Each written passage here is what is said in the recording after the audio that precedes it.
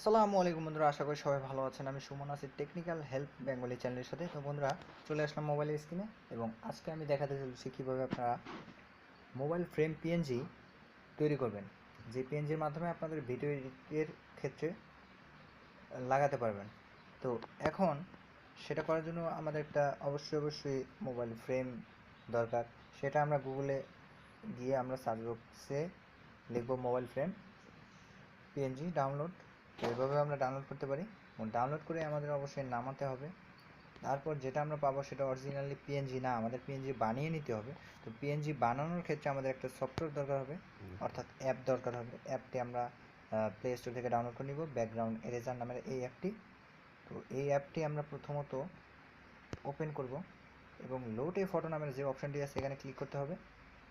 তো এরকম একটা ইন্টারফেস দেখাবে। তো আমরা এখানে ক্লিক করার পর গ্যালারি নামের অপশানটিতে ক্লিক করে গ্যালারিতে চলে যাব সরাসরি।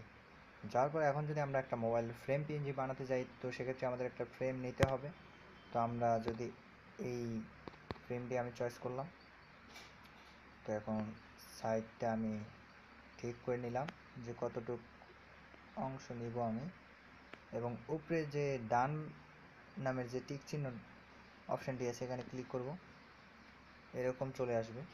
তো এখন দেখুন, এই অ্যাপের কাজ হচ্ছে বাদ দেওয়া, কিছু অংশ বাদ দেওয়া। সেই অংশটি আমরা কোথা থেকে বাদ দেব?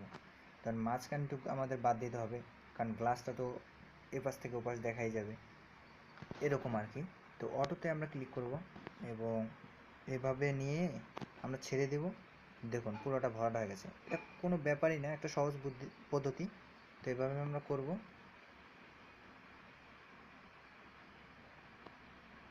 করার পর এখন আমরা সাইডেও এটা ব্যবহার করব। দেখুন সাইডটা আমাদের ভরাট হয়ে গেছে। তো বন্ধুরা, একদম শর্টকাট একটা বিষয়, এটা একটা সহজ কাজ। তো আমি আর পুরোটা করলাম না, তো আপনাদের সাথে এটুকুই করে দেখালাম। এখন এটা যদি আপনি সেভ করতে চান, সেক্ষেত্রে উপরে টিক চিহ্ন ডান বাটনে ক্লিক করতে হবে এবং ক্লিক করার পর সেভ হয়ে যাবে। দেখুন আমার আর একটু ভালো মতো করা উচিত ছিল, কিন্তু আমি সময়ক্রমে করতে পারলাম না।